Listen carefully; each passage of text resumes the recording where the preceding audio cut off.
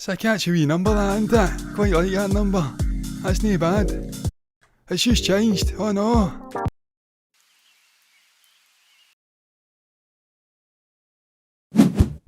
And that note, I'll just come in then.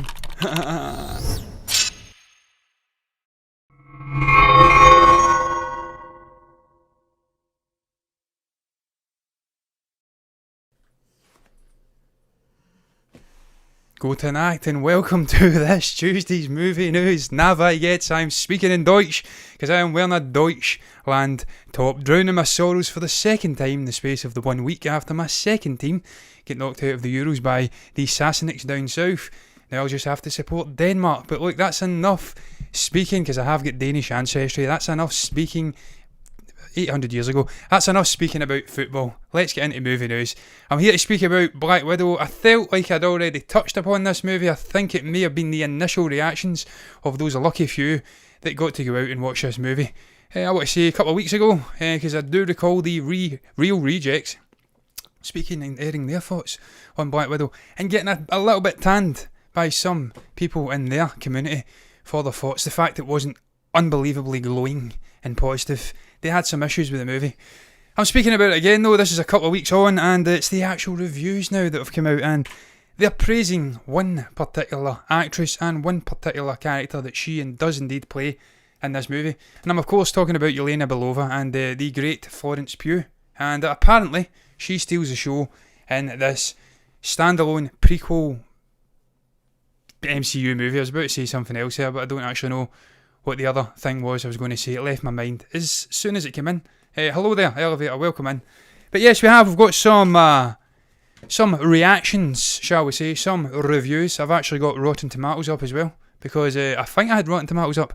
Now that I actually say that, perhaps I haven't got Rotten. I have got Rotten Tomatoes up. Listen, forget that, scratch that bullshit, scratch that. Before we even start this, bring up this, because I actually didn't realise it was this man's birthday yesterday. Stephen does the topics, he sort of combines the topics when he does the shows, and we didn't get a chance to speak at this. Only saying hi because I really don't know, don't want to know anything about the movie.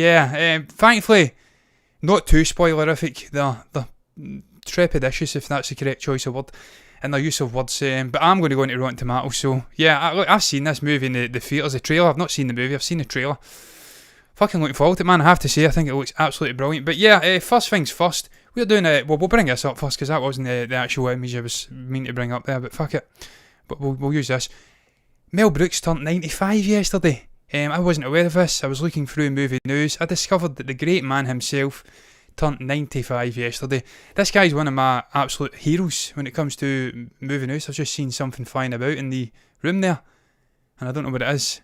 But look, this guy was an absolute hero of mine growing up, and even getting into my adult years, watching likes of The Producers, Young Frankenstein, Blazing Saddles, Spaceballs, a whole array of movies this guy's did over the last 40, 50, 60, 70 years, however long it is. Maybe not 70 years, that's ripping it. 40, 50 years anyway. And he's an absolute behemoth of Hollywood, a brilliant man, and it's just great to see that he's still with us and going strong. No one does humour like the great Mel Brooks, and just some of the names he's brought into the industry as well. Some of the names he's worked with. No one will ever forget It's Springtime for Hitler in Germany, that moment in Producers. No one will ever forget Walk This Way from Marty Feldman. Just some incredible characters this guy's assembled, so great to see he's turned 95, he's still with us. Happy birthday Mel Brooks, belated late birthday. But yeah, the other topic I was going to bring up before we actually get started, because I'm lazy and I've still not done a graphic for the intro. We are going to be doing an unplanned Q&A show, if you want to call it that. It's not really a show, it's just a sit back and talk shit sort of thing. On the 4th of July, this Sunday, coming Sunday, it'll be me, Stephen and Ruth, who will be joining as a special guest. We're going to be speaking about a manner of things that get flung our way by the community. Some spontaneous things and some, things sent in by email. As you can see there, 3:30pm in the UK, 8pm India, and we've got 10:30 USA time, Eastern Coast, and 7:30am Pacific Coast. That is our little Q&A that we're going to be doing on Sunday. We've done one prior, and it did pretty well, man. I have to say, I enjoyed the way it went. There was lots of people coming in and communicating and asking us things, and I thoroughly enjoyed it. It was laid back, chilled, nice little 2-hour speaking session with me and Stephen. But Ruth will be with us this Sunday, so if you're interested, come in.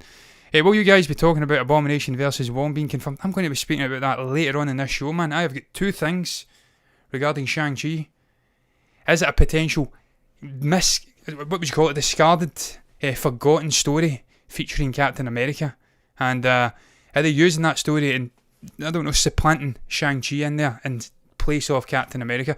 And look, we know that it's been rumoured that Chris Evans is actually going to be coming in and playing the character of Steve Rogers one more time. I think it was Deadline broke that he'd signed a multi-picture deal with the studio again. He came out and rubbished it. Kevin Feige kinda came out and rubbished it. Is he potentially going to make an appearance at some point in this MCU? Secret appearance? I don't fucking know, man. I sincerely hope he does. Love the character, but I don't want him trampling, I should say, on the toes of also the Sam Wilson character and the great Tony Mackie. But yeah, look, man, steals the show. They're all praising Florence Pugh. I'm not going to linger on this too long. This is just short little reactions, snippets from the reviews on social media. And as you can see, I'll read a couple, then I'll move over to Rotten Tomatoes, because there's a couple of dissenting voices in there, and I like to get different opinions. I don't like to just linger on the positive stuff, because like, not everything that Marvel and Disney put out, and I'm a sycophant of Disney content, not everything that they put out is going to be good. There is going to be downsides to some of their projects. But look, man, Jamie Girac has says this. I hope that's how you say it. I just saw Black Widow. I need to move this over because I can't actually see what I'm reading. I can't see it over there either. I loved it so much. No one plays a scene-stealing little sister better than the Florence Pugh. She's just a great actor, man. I've seen her in about 4 movies now, I want to say. Fighting with My Family, Midsummer. What's the other one? What is the other one? Shit, Sigma Films one. Can't recall, but she was good in it as well. And then, of course, she was in something else that's not ringing a bell at the moment for some reason. But yeah, brilliant actor. And she never, ever lets you down. She's always bringing her A game. And look, she's brought her A game so much in this movie. It seems she's even outshone one of the best actors in the game just now, Scarlett Johansson. And look, David Harbour's always there as well. He's always good. And you've got Rachel Weisz, a veteran of cinema now. She's been doing her thing for about 35 years now. And she's always got a presence in a movie. So if you've got a young actor like this, Florence Pugh, coming in, MCU debut, could maybe be like a rabbit in the headlights. Some lesser actors coming in would maybe get transfixed by being in this big behemoth, this big universe, this sort of machine that works with Feige at the top and all of these moving components below. They'd maybe get lost, deliver a wooden performance. But Florence Pugh, man, steady hand, comes in, seems as though she's absolutely stole the show as Yelena. And look, man, we'll get into it in a little bit more detail when I go over to Rotten Tomatoes. Hopefully they're echoing those sentiments. But I think this is a fucking great bit of news for the MCU, because look, Scarlett Johansson's done with the character. Her time as Black Widow, her presence in the MCU is now gone. She's dead and buried. And I'm glad that they've actually gave her a sort of parting gift, a poignant parting gift, going back and studying this character, what makes her tick on a human level. Because up until this point, she's been a sort of side character in the ensemble movies. And she's been a sort of mother-like figure in the Endgame, first half of Endgame, where she's holding the ship. She's at the Avengers, whatever you call it, complex, and she's holding things together. But we've never looked into this character on a human level, and hopefully they're going to do that in this. And it's nice that she's getting that poignant sort of parting. But look, Florence Pugh's Yelena Belova is the future of the MCU. She's the future of the Black Widow character. So it's great that she seems to have stole the show. This is her first tentative footsteps into the actual MCU, into the character, hopefully, of Black Widow moving forward.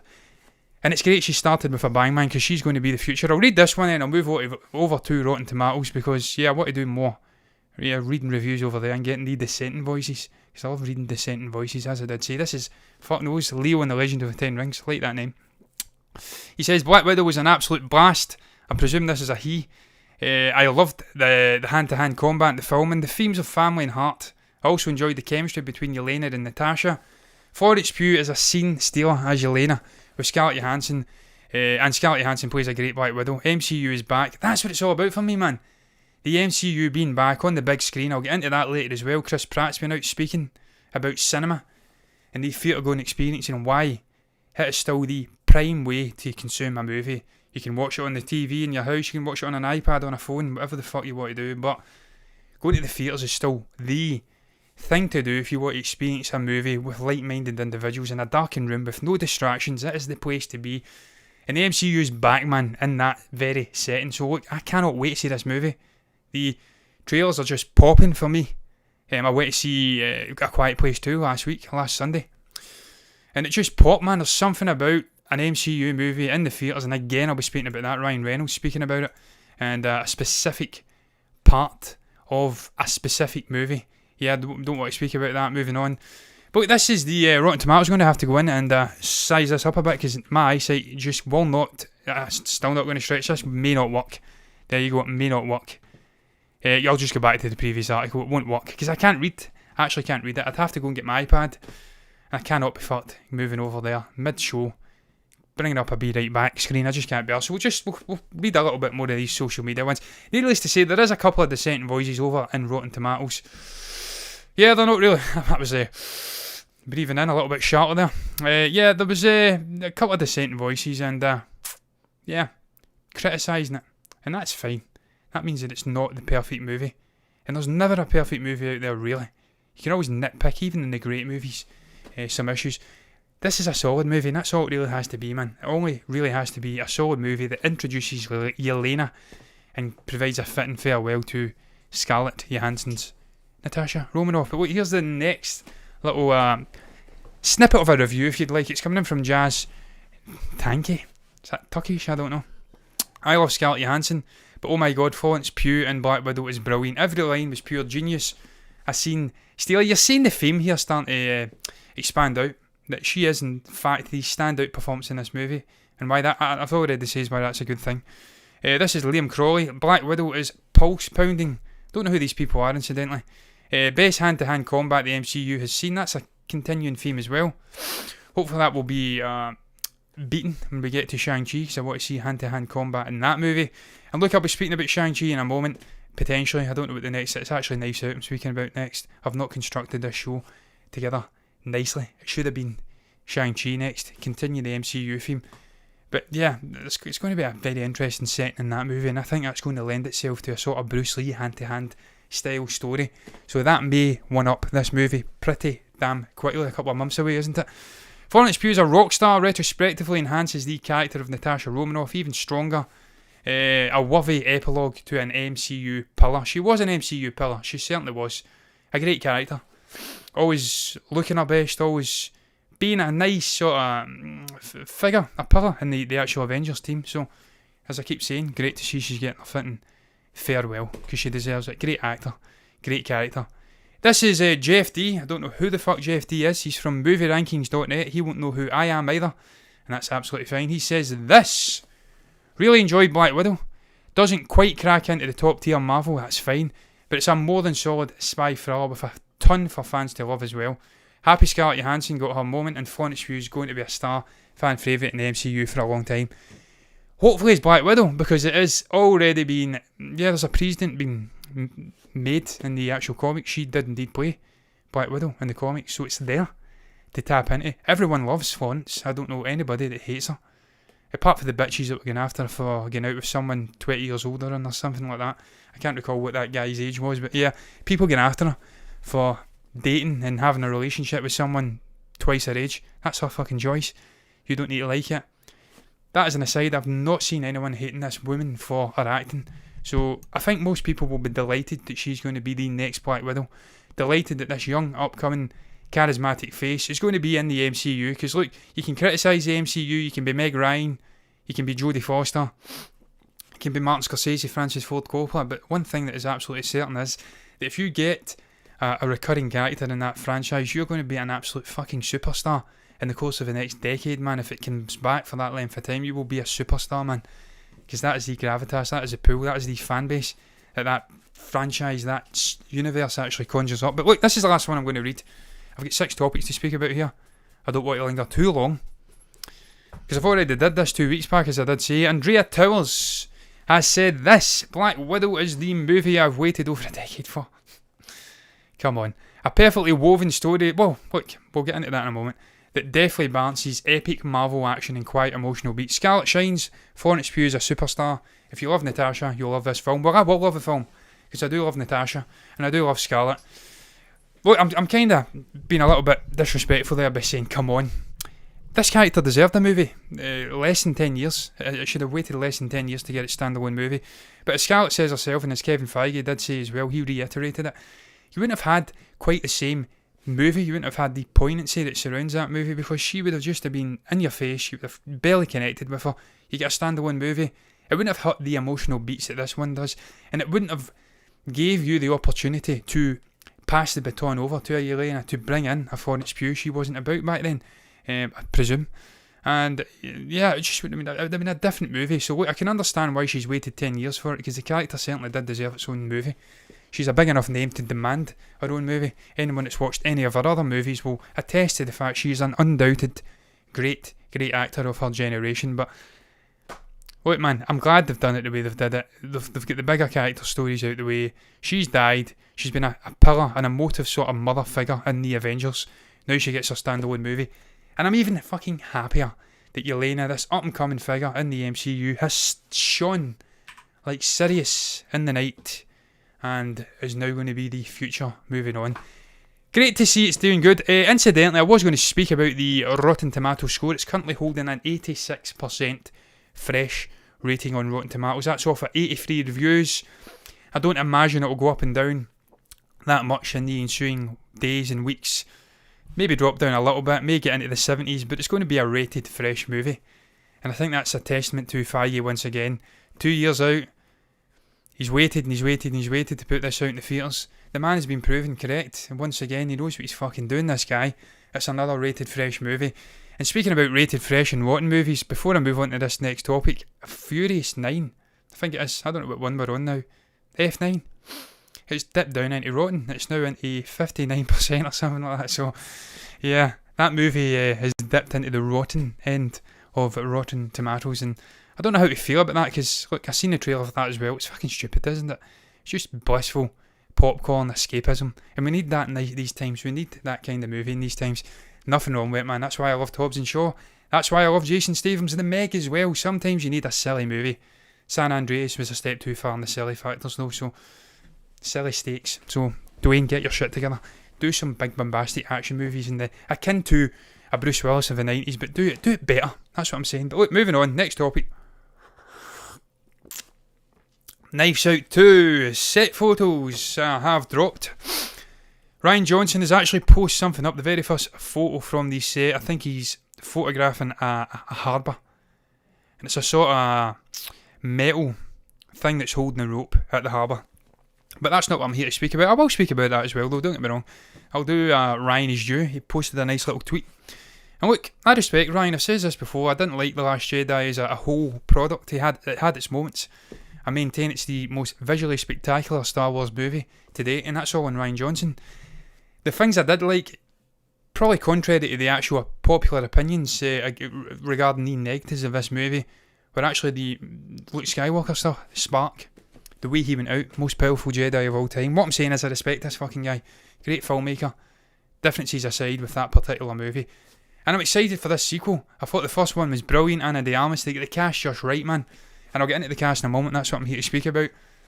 Cast was brilliant. You get great performances out of familiar faces. Michael Shannon, Christopher Plummer, Daniel Craig, Ana de Armas, Chris Evans. Fucking great performances. And it was a great sleuthy sort of detective whodunit movie. And Lord knows we've had a lot of whodunit movies over the years, but they've usually been Agatha Christie's or established fixtures in the novel world. So to have a new character, a new detective, Benoit Blanc, to have new stories that we don't really know how they play out, it was nice. And of course we got Murder Mystery as well on Netflix, and that was not bad as well, man. Jennifer Aniston and obviously Adam Sandler. But man, it wasn't as good as this. But look, this next movie's coming out, man. They've started shooting, and this is what Ryan had to say. And we're off. Day one of the filming on the next Benoit Blanc mystery. It won't be Knives Out 2, incidentally. That was something specific to Christopher Plummer's character. He loved knives. This next murderer, the setting, will not be involving knives, so it'll be a completely different movie, completely different name. That's why he's saying the next Benoit Blanc mystery. Thanks to all the lovely patient people here in Greece for letting us do all this murdering on their peaceful shores. Greece is an amazing, amazing country. I've never been to Greece mainland, but I have been to Crete, and a truly spectacular place. Nothing is quite like the Mediterranean, man, when it comes to sea. You can be on the ocean, you can be on the Atlantic, the Pacific, but there's something about the Med. Just a fucking incredible part of the world. Some amazing countries surrounding it. France, Spain, Italy. Greece. Truly incredible part of the world, and I can't think of a better place to set a murder mystery, man. It's hot. There's water. Beautiful, beautiful, beautiful part of the world. But look, that's not what I'm here to speak about. Ethan fucking Hawke is in this movie. Ethan Hawke is in this movie. No one told us. It's a secret. And not only is Ethan Hawke in the movie, but Jada Pinkett Smith is also in the movie as well. Another brilliant piece of casting from Ryan, and from the actual casting director, more specifically. I'll get into the comparisons with the first one. I still don't think it's quite as good as the first cast.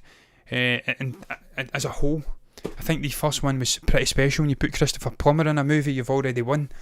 Absolute legend. But we're getting there. It's a fucking impressive cast he's put together. And as I've said time and time again, it's something that's really necessary for this kind of movie. The whodunit movie. You need to have big personalities, big acting names in there. Because you don't want to be making the guy who's doing all the acting, who's the actual villain of the piece, who's having to spin webs and lies and, yeah, just be the puppet master. He can't be the biggest name, man. You need to have hundreds of names in there. Not hundreds, I'm being hyperbolic. You need to have a lot of names in there, so that you're suspicious of all of them, and it gives you that experience when they actually reveal who it is. You're shocked, because that's what it was like in Knives Out, man. I tell you, it was a brilliant, brilliant movie. If you've not seen it, go and watch it. When Daniel Craig does a southern drawly accent, you pay attention. He's a great detective. When Chris Evans is in there, look, we'll get into it, man. But look, there is actual cast photographs, as you can see, are actual set photographs. And yeah, I forget what her name is, Kate Hudson, looking absolutely incredible, it must be said. Sporting this sort of dress, low sort of cleavage shit going on there. Looks impressive, big fancy hat. Great actor. And look, this is what you're going to get. It's almost like Murder on the Nile. You're going to get this extravagance, this, I don't know what you call it, glitz, glam, in this setting. And speaking about someone looking magnificent, there is Dave Bautista with a scantily little shirt outfit going on, nice pink sort of jeans, showing the chest off. Absolute fucking unit is Dave. Probably the worst actor on the movie, but I'm not going to do a disservice to him because he is improving bit by bit, and Dwayne had to improve. He started with movies like The Tooth Fairy, and look where he is now, biggest earner in Hollywood. So he'll get there. He will get there, and I love the guy. I think he's great. He was a great wrestler, great personality, and he's getting there as an actor. He looks good, and he's a big personality. As I said, you need big personalities in this movie, so he's there. Speaking about someone that looks tremendous, I don't think there's many people on this planet who could rock that little neckerchief thing, whatever the fuck you call it, with this outfit, with those trousers, and look incredible doing it. And look at the mask as well. Even the mask game is on point. The sunglass game is on point.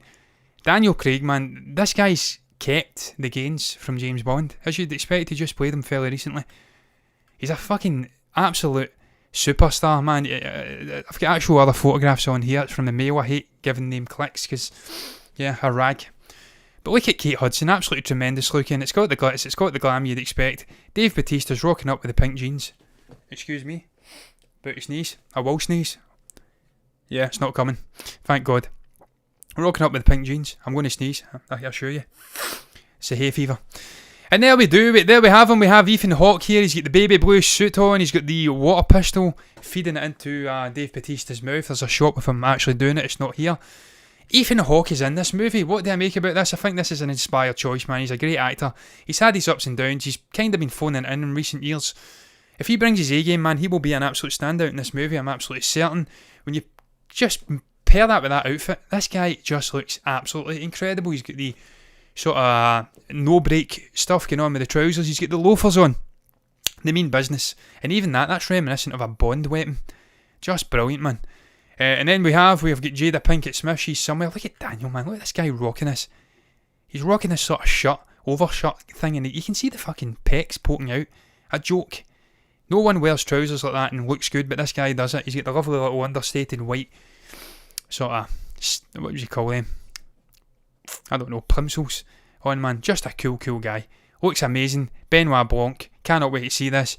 Where is Jada, though? Where is Jada Pinkett Smith? There she is. Again, you speak about extravagance, you speak about glitz glam. Look at that fucking dress. Unbelievable. All in all, really excited for this movie. I love the set and I love the man that's behind it all. I think he's got a great brain, a big head. And I think he done something special. He conjured up a brilliant plot, brilliant twists and turns There's a great couple of performances in there, as I did say. Ana de Armas, Christopher Plummer, Daniel Craig, Chris Evans.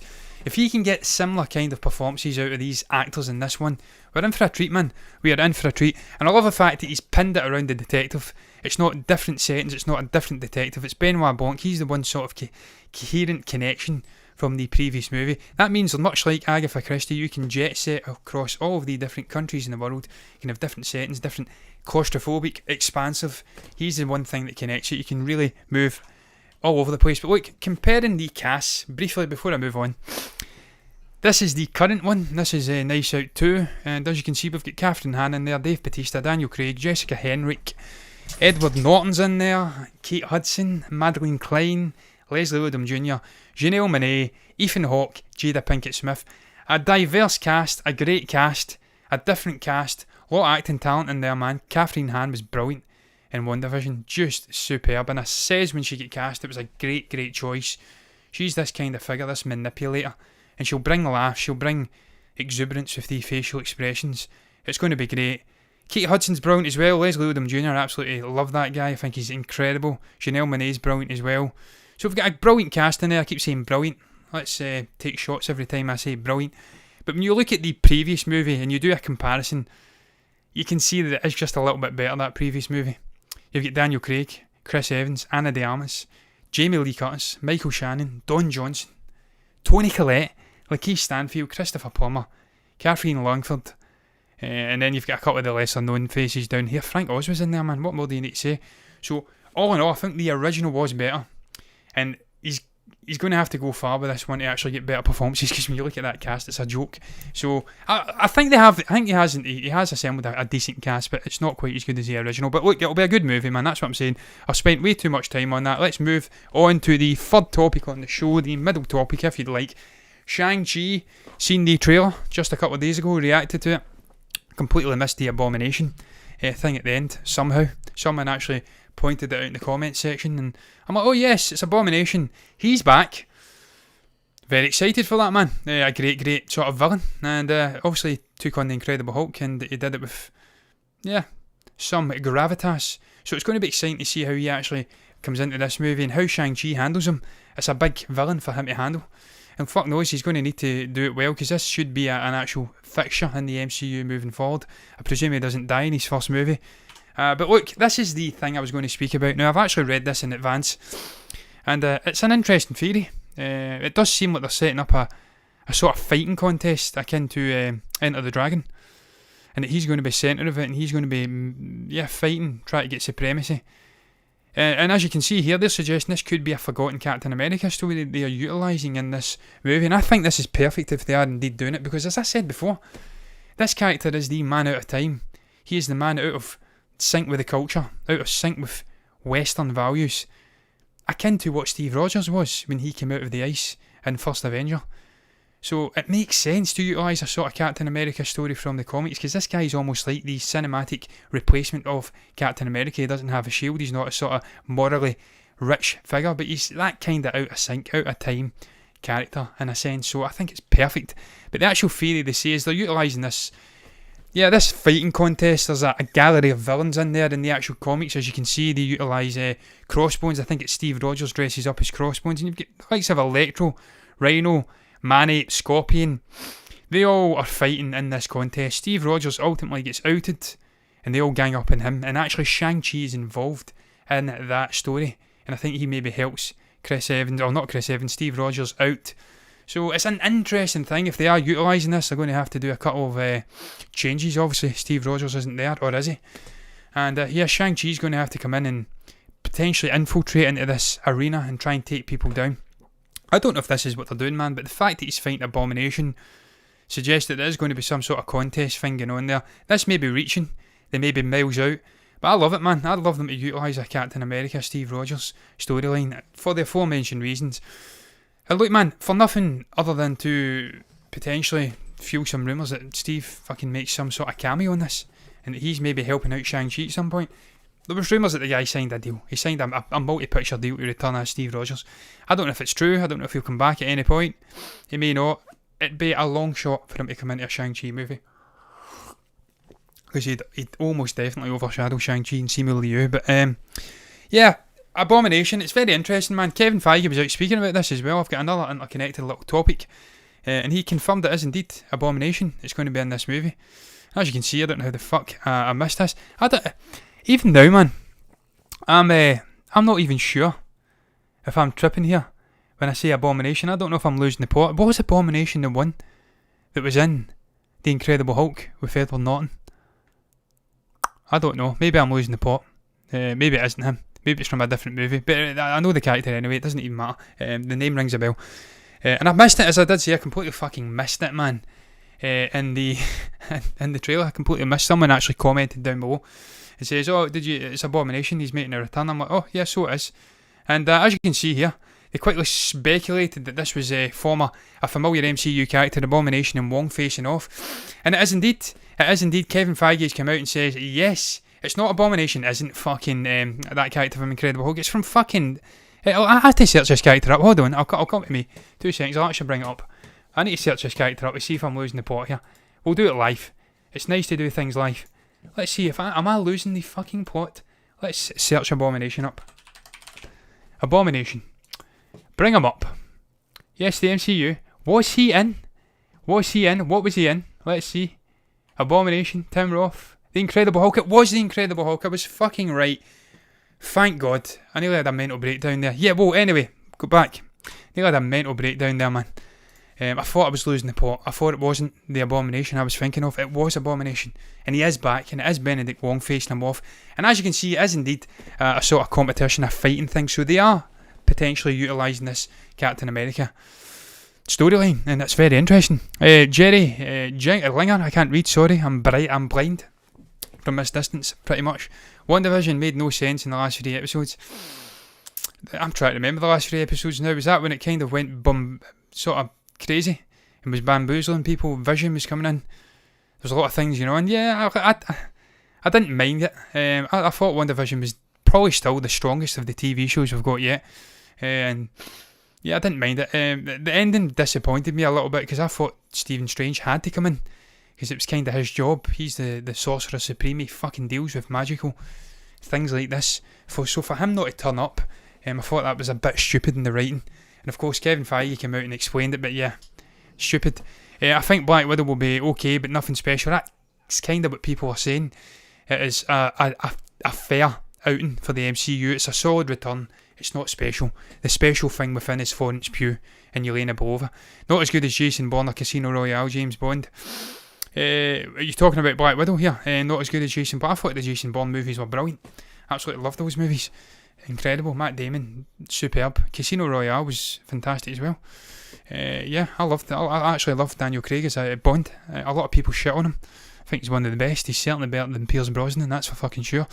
But yeah, Kevin Feige confirmed that it is indeed Abomination. He says this: yes, we recently released the final trailer for Shang-Chi. Some fans said this looks like a character they'd seen in many years. Hadn't seen in many years, named the Abomination, fighting as a character that looks like Wong. Fighting a character that looks like Wong, I should say, not as. And I can say that the reason it looks like that is because that is Abomination fighting Wong. Yeah, spy movie, yeah. It won't be as good as the Bourne movies. The Bourne movies were brilliant. They actually forced the James Bond franchise to update and modernise. So that's how good the Bond movies were. They actually took a renowned historic spy franchise like James Bond and made them do something different. So it's going to be difficult to beat those movies. I thought those movies were brilliant. What have we got here? This is Feige continuing. It's a fun thing to have a character that we haven't had on screen in over a decade show up again in the MCU, and to see the fans on that little tag of a trailer recognise that and embrace it. It's great fun. I didn't recognise it. I was on another planet, clearly. But it's great to see that character return. Another connective tissue to a previous movie in this universe, man. And look, I think this movie is going to be brilliant. I really do. I'm really liking the vibe of the trailers. I'm loving Simu Liu. He's put the work in. You can see his physique. I think he's a charismatic actor. It was apparent on the stage in Hall H when they announced him.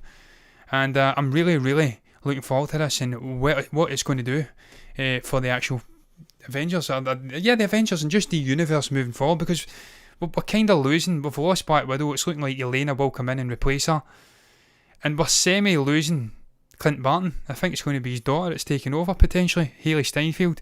So we need more human martial artist kind of villains. We're bringing in these cosmic figures in, these multiverse concepts in.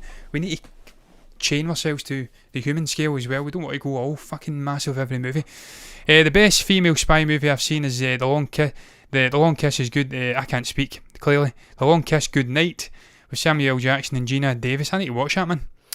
I need to watch that. I don't even know. I didn't know that movie existed until now. Thank you for letting me know about that. I'll have to watch it. I do like my spy movies. If Doctor Strange 2 has Mephisto, or I can't say that, is it Cheaton? How do you pronounce that? Cheaton? Ton? Is the CH silent? Then it'll be the best Phase 4 movie and make the most money. Man, I've said it time and again. I think that and No Way Home are the two key movies to the whole of Phase 4 and 5 potentially, and moving forward. This multiverse concept, Scarlet Witch, hugely powerful character. Is she going to be a villain? Is she going to be a hero? Is he saving her? Is she actively hindering him in this movie? Just the concept of it's going to be massive, man. I love Stephen Strange. I think he's a brilliant character. The original Doctor Strange movie for me is one of the best standalone MCU movies. Benedict Cumberbatch is just unreal, and everything he does, just a brilliant guy, brilliant actor. So I'm hellaciously excited for it, man. And when you bring Sam Raimi in, and that veteran director, first time we've really had a proper veteran director hit the MCU, and he knows how to do horror, and he knows how to do superhero movies. Really exciting. I don't know if they'll bring Mephisto in. It's been hinted heavily, going back to WandaVision, that he could be making an appearance. I'd love to see a sort of devil figure, man, dabbling with that in the MCU, what that means. Very excited, man. But look, moving on, speaking about MCU, speaking about characters from there, Chris Pratt. Not actually speaking about the MCU, speaking about the theatre going experience and why it's so important I should say. I can't even find my mouse cursor. It's a regular thing on this show. I've got a fucking moonlight here. It's a ring light, but it's like a moon. Yeah, he's speaking about the theatre going experience and why it's important to protect that. Apart from Wonder Woman 1984, the DCEU has improved with Aquaman 2, Black Adam, The Flash, The Batman, so the MCU finally has competition. Yes, man. I've enjoyed the last couple of DCEU movies. Shazam was brilliant. Aquaman was decent. It was James Wan, of course. And Black Adam with Dwayne Johnson, my absolute hero. Growing up a WWF fan. Love this guy. Charted his career through the years. Inspiration to me. And yeah, The Flash, Ezra Miller is one out. He is getting to tell his story of The Flash, getting to reprise the character again. He nearly lost it at a point. The studio gave him an ultimatum. Write the script. Give us your thoughts and we'll either go with it and you can continue with the character, or we'll lose. You'll lose the character in a sense. He won out. It's a darker, grittier story. It's Flashpoint. We've got Michael Keaton in there. Fucking looking forward to that Flash movie. It could be huge, man. We've got Ben Affleck coming back as well. Rebooting Highlander. Oh, are they? Well, I've never seen Highlander, man. I've heard a lot about it. We actually did a podcast with a New Yorker, Polish. I presume he was Polish. His name is Bartek, and he actually spoke highly of Highlander. So, yeah, I need to watch it. Apparently it's brilliant. Henry Cavill is Connor McLeod. Henry Cavill, yeah. He's English, isn't he? So how's he playing it? I presume Connor McLeod. Sounds like a Scottish name. He's Welsh. Sorry, I think he's Welsh. Sorry, Henry. I think he is Welsh, isn't he? I don't know. He's English Welsh. I think he may have been on the border. How the fuck's he playing a Scot? I don't know. Don't know how that's going to work. I might need to go back and watch the original Highlander. It's a TV show, isn't it? Or am I thinking about something else? I don't know. Yeah, this isn't what I wanted. This wasn't the article. It was this. Chris Pratt shares his thoughts on streaming versus theatre debate ahead of the Tomorrow's War release. Now, of course, Tomorrow's War is releasing, I believe, on a streaming service. It's Prime Video. And it's going to be a big, bombastic, futuristic, dystopian alien thing. He's fighting aliens. They've got a hold of humanity. And it's releasing on a streaming service. So this has emboldened some reporter to ask him what his thoughts are on the streaming service versus theatre-going experience thing. How to consume a movie, in a sense. What's the best way? And this is what he had to say. Spoke from the heart. He says this: you're guaranteed a certain viewing experience when you see a movie at the theatre. I'm a huge proponent of the cinema. I love it. And especially in 2021, because you literally have someone walk out and say, turn off your phone. You don't in our theatres. You just have a sort of advert play up and say, turn off the phone, relax, sit in, settle in. If this is 10 minutes or 5 minutes of not having a phone, what's 2 hours like? That's what the View do. And it's John Boyega. And it's brilliant. I love that little advert. Fantastic. But yeah, in what other part of the world in what other area do you see a collective group of people take 2 hours to do something together with no phones. That's number one. The viewing experience, for instance, you could still have an amazing viewing experience watching this on Prime. I would just advocate that people turn their phones off, sit down, commit to watching all the way through. You can do it in the comfort of your own home. Turn the volume up as loud as you can. Watch the biggest screen you can, and really just allow yourself to be immersed in the story, because that's the intention. That was always the intention. So in a sense, what he's saying is he cherishes the theatre-going experience, sitting in a darkened room with like-minded people. It's a communal experience, something that's been enjoyed by the human race for millennia. We've loved to get together and enjoy something that we, love. And that's something that I absolutely adore doing. I've been to the theatre twice in the last 2 weeks. Great to get back and watching movies. Went to see The Conjuring, The Devil Made Me Do It, A Quiet Place Too. And there's nothing like being in a theatre, switching the phone off, all the distractions, and immersing yourself, being enveloped in this world. So I completely agree with Chris. It's alright watching it in the house, but there's something about watching it in the theatres that's better. I remember more about movies when I sit and engross in a theatre than I do in the house. When we review shit, I actually remember more. It's more memorable because it's an experience. Some comments. I don't like the MCU Spider-Man movies, but they make money. Is Spider-Man free? So Spider-Man 3 will make lots of money too. Yeah, well, this has got potential to be brilliant, no man, because you've got 3 potential Spider-Man characters, 2 of these Sony ones coming in. For me, the best Spider-Man movies have been made by Sony. Spider-Man 1, Spider-Man 2 from the 2000s, Sam Raimi, and Into the Spider-Verse, all Sony movies. And technically they are Sony movies as well in the MCU. They've been okay, they've been fine. When you put Gyllenhaal in something, man, or Gyllenhaal I should say, pretty damn decent. Chris Pratt is not as popular as he used to be. Guardians 2 was meh, yeah, it wasn't great, but you had Kurt Russell, so that's enough. Yeah, politically he's kind of burnt his bridges, hasn't he? He's a bit of a Republican. I don't really give a shit about that personally, but yeah, some people do. I think 4 will have the worst box office in Phase 4. We've heard all the same jokes in 4-3 Ragnarok. It's Taika though. I love Taika, man. So he's got the potential to throw a curveball in there and do something different and have you thinking. He's that kind of director, man. Never write him off. He says it's funnier. Do you have a top 5 best movies ever? Top 5, that'd be difficult, man. My all-time favourite movie is Cool Hand Luke with Paul Newman. Love that movie. Just the themes explored. This cool guy, worshipped by people. He's the poster boy of cool, but he has his own problems as well. What that tells you about humanity. You can put on facades, you can be this cool guy, you can be the loser, but everybody has problems. We all have what issues, we all have what, weaknesses. And that story for me tells it, and it's a great Paul Newman. But top 5 movies, man, Shawshank's in there. Obviously, Cool Hand Luke. I don't know, man. There's so many great movies. The first Godfather. Star Wars, Empire Strikes Back has to be in there. 5th one. What could the 5th one be? Just because I'm a huge Charlton Heston fan, I'll fling Ben-Hur in there because I fucking love Charlton Heston. But there's so many, man. There's so many. I don't know. There's hundreds. And if you're talking about classic movies, man, Back to the Future movies, unbelievable. Me, Gladiator, 1992 boxing movie with Cuba Gooding Jr. Apocalypto, I should say, and Dragon, the Bruce Lee story with Jason Scott. Roman Polanski, yeah, man. It's impossible to pick top 5 movies. It's impossible. I love so many movies, man. Actually, I've just recently been acquainted with Letterboxd, I think it's called. And you pick all your movies, and you should just get back, man, and look at all the movies you've watched, and it's unbelievable. There's so many great movies out there, man.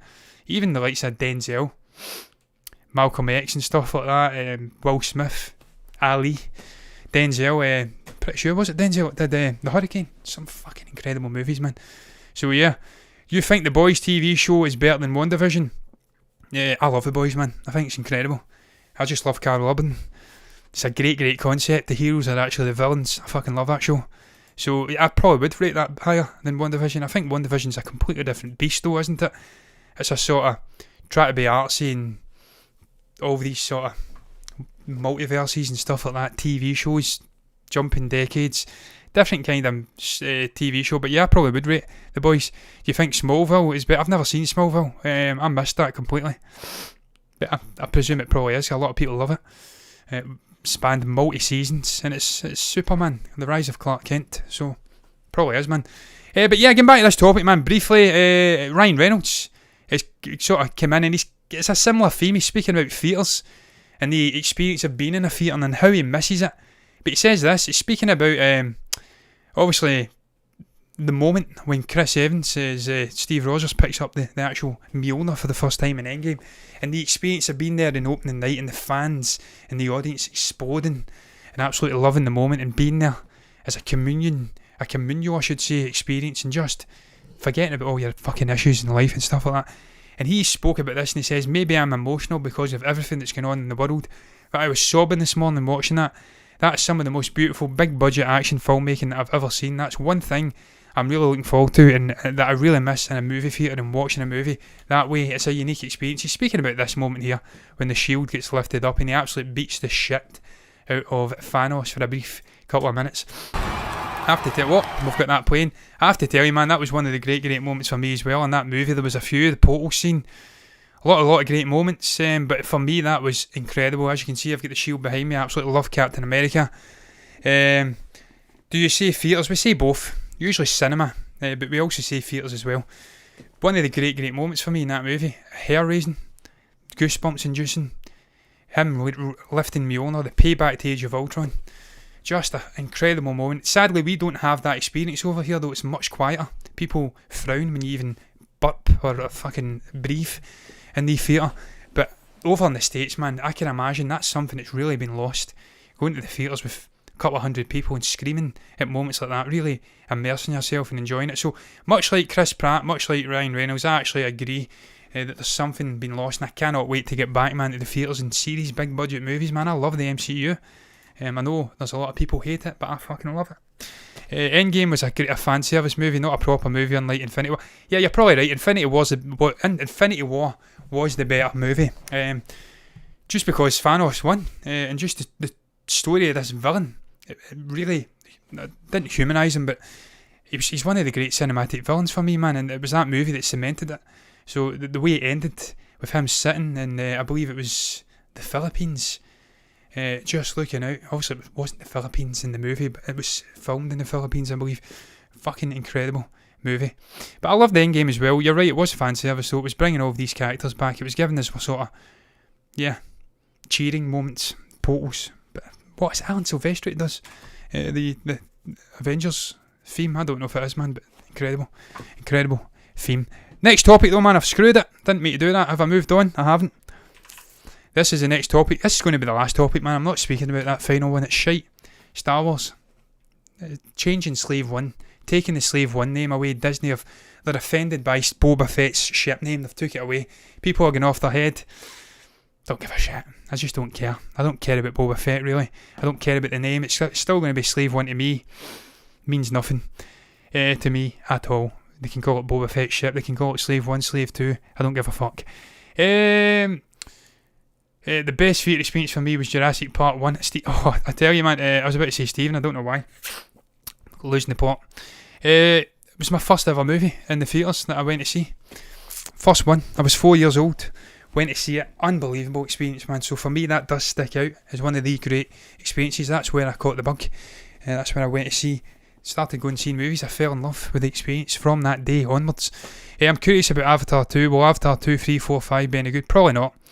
But you never write off Jim Cameron either. He's a great director, and he's got 2 movies in the top 10, top 5, top 3 all-time grossing. Well, no, top 5, probably top 5, probably top 5. We'll go with Titanic. You never write him off. Great director, but not really excited for them, man. The original Avatar was a Fern Gully remake, tarted up Fern Gully remake. So yeah, not a huge fan. And I'm really disappointed Disney made it the top grossing movie of all time again. I thought Endgame deserved it over Avatar. You can say what you want about Endgame, it was a better movie than Avatar for me. People take Star Wars too seriously. Yeah, they do. People take everything too seriously now. It's a fucking movie. It was for kids. Adults love it because they grew up with it, and now they feel like they own it, and they shit upon everything that isn't the original trilogy, it isn't their childhood, and it's a joke. For me, Star Wars died after... Yes, it did die after Return of the Jedi. It died with that happy ending on Endor. That's when Star Wars was at its absolute prime. It's never quite reached the heights of Luke Skywalker, of Han Solo, Lando Calrissian, all of those Princess Leia. It's never ever get back to that. And they try, but it's never going to be what George Lucas did in those 1970, 1980 movies. But the movies are okay and the shows are okay. Yeah, look, I'm a firm advocate that TV shows are the way forward for Star Wars now. Disney are proving they can't handle the movies. They can't make them a box office success. They just can't appease the fan base. So the way forward now is to focus on smaller stuff, character-driven TV shows. That's the way forward. The Mandalorian, Akira, Criminal Underworld thing, Boba Fett, Cassian Andor, Obi-Wan. This is how you do it. Luke Skywalker TV show. Dedicate 6, 7, 8 hours a season to a single character. That's how you do it, man. It's the best way for me. The movies, in terms of Star Wars, are dead for me. I don't give a shit about this High Republic stuff. I'll watch the Rogue Squadron one because it's Patty Jenkins and it's an interesting concept, but I fully expect that to be shite as well. Watch a cartoon called Star Chaser, The Legend of Orin. It's better than Star Wars. I don't doubt it. Some of the Dave Filoni Star Wars stuff has been good. Rebels, Clone Wars, pretty damn decent. And it's more character driven again for me, and that's why it works. But yeah, the last topic I'm speaking about here, man. Brief as hell. Basically fan art. Regarding No Way Home, someone has put this nifty little poster together, and I thought that's intriguing. I like that. It's everything I want. It's what I've been championing in terms of this. Championing, can't even speak. Championing in terms of what this movie should be about. Sinister Six, 3 Spider-Man characters in there: Andrew Garfield, Tobey Maguire, and Tom Holland. And this poster, has really combined all of those things that I really want in this Spider-Man movie. You've got the Sinister Six, you've got Electro, you've got Doc Ock, Green Goblin, I presume, Scorpion, all of the sort of Sinister Six guys you need in there. And these 3 Spider-Man actors coming together, these two getting to finish on a high note for a fucking change. Their 2 characters ended in a really sour note. Getting to come in, hopefully, and do it better.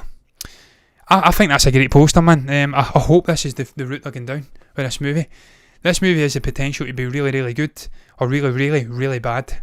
So I hope it's the former and not the latter. I hope it's really, really good. And I hope they finally get to do a Sinister Six movie and it doesn't flippity flop. Sony have been fucking obsessed with Sinister Six movies for 2 decades now. They really want to get them in there, so they're finally getting the chance to potentially do it. You need 3 Spider-Man actors. It could be a fucking absolute incredible movie. It could be the Civil War of Spider-Man, or it could be a flop. And I hope it happens. Comments, the best Spider-Man is Tobey Maguire. Yes, absolutely. Best actor. Let's be honest. I like Tom Holland, but Tobey Maguire's a man. He's a man. That's why I want him back in this movie. We need him. Spider-Man 1, 2, 3, the rest are meh. 3 wasn't great for me. It was bloated. It fell on its own sword. It could have been great. The second one's the greatest Spider-Man movie of all time. The first one was pretty damn good as well. Third one wasn't as great, but look, very few perfect trilogies out there, let's be honest. There's a few, maybe 2 off the top 3. Star Wars, Back to the Future, and Lord of the Rings are the 3 greatest trilogies. There's some artsy one, some French director, I think it's Colours, Red, Blue. I've never seen it, because I'm not artsy. But yeah, the next MCU Spider could be amazing. It could be, and it could be bad. I hope Miles Morales comes in, I have to say. I want to see that urban, different version of Spider-Man, but look, I'm getting ahead of myself. We've got one Spider-Man just now. We might not even have Tobey Maguire and Andrew Garfield back before we start speaking about Miles Morales. I want to see Sony doing their universe, Miles Morales, and let Spider-Man Peter Parker version be in the MCU. 2 different Spider-Man characters. Let's see how they do. I liked Aliens 1, 2, 3. Yeah, that was it. Yeah, I don't know if I've seen 3. I don't know if I've seen 3. 1 was incredible. 2 incredible as well. Brilliant. Lance Henriksen. Yeah, just incredible movies. Those first 2. The second one's actually my favourite. Terminator 1, 2, 3. 3 was okay. 3 was okay. But the second one's one of the all-time greats, and the first one was like a horror movie. Yeah, that was close to a perfect trilogy. Close. The third one kind of let it down, but it was okay. That coffin scene. What more do you want in life? But look, man, that is going to round the show up. I am done. It is 4 minutes past 12 a.m. here. That's absolutely fine. I'm a night hawk. I'm going to make some chilli. I'm going to take my dog out for a walk. I'm going to start playing Dead by Daylight. So it's happy fucking days for me.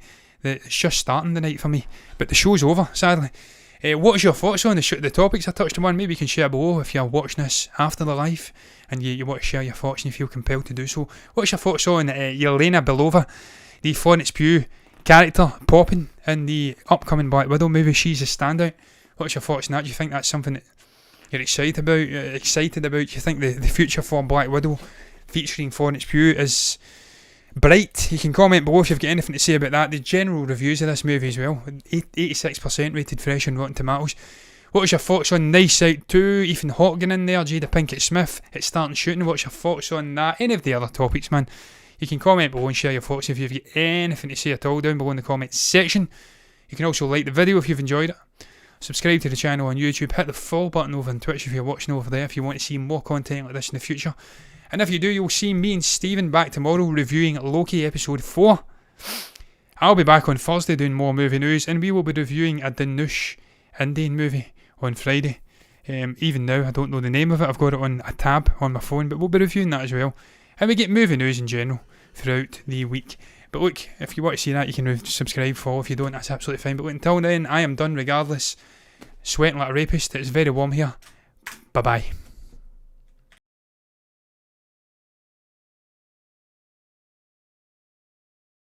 Thank you very much for the comments, Jerry. Enjoyed that. Thank you.